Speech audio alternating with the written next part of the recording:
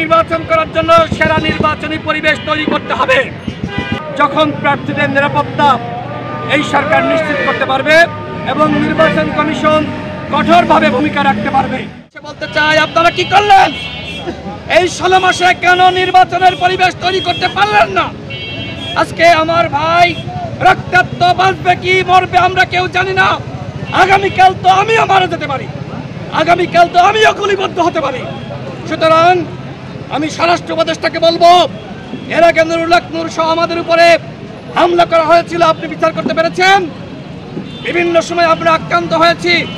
চট্টগ্রামের একজন প্রার্থী, তার গণসংযোগেও গুলি করে একজনকে হত্যা করা হয়েছে। বিভিন্ন জায়গায় দুর্বৃত্তরা গণসংযোগে হামলা চালাচ্ছে। আজকেও ঢাকাতে একজন জনপ্রিয় ব্যক্তি, তাকে টার্গেট করে গুলি করা হয়েছে। সুতরাং আপনারা শুধুমাত্র তফসিল ঘোষণা করে যদি মনে করেন সেরা নির্বাচন করবেন, সেরা নির্বাচন করার জন্য সেরা নির্বাচনী পরিবেশ তৈরি করতে হবে, সেটি কতটুকু করতে পারবেন আমি জানি না। আমি অত্যন্ত ব্যথিত। আমার ভাই, যার সাথে আমরা একসাথে মিছিল করেছি, একসাথে লড়াই করেছি, একসাথে আন্দোলন করেছি, সংগ্রাম করেছি, সেই ভাই আজকে গুলিবিদ্ধ হয়ে হাসপাতালে। আমরা কি করে ভালো থাকি? আমি স্বরাষ্ট্র উপদেষ্টাকে বলবো, 24 ঘন্টার মধ্যে যদি এই দুর্বৃত্তদেরকে গ্রেফতার করতে না পারেন, আপনাকে পদত্যাগ করতে হবে।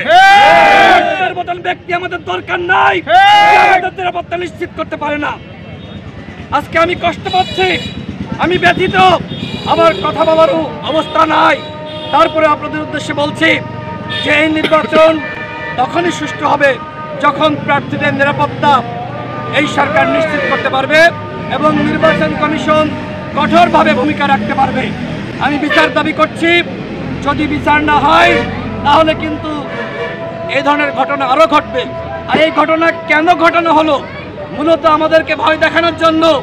আমরা যাতে গণসংযোগে না যাই, আমরা যাতে সভা সমাবেশ না করি, আমরা যাতে ভয়ে ঘরে লুকিয়ে থাকি, আমরা যাতে মানুষের কাছে না যাই, ভয় দেখানোর জন্যই উসমান হাদিকে টার্গেট করে গুলি করা হয়েছে হত্যার উদ্দেশ্যে।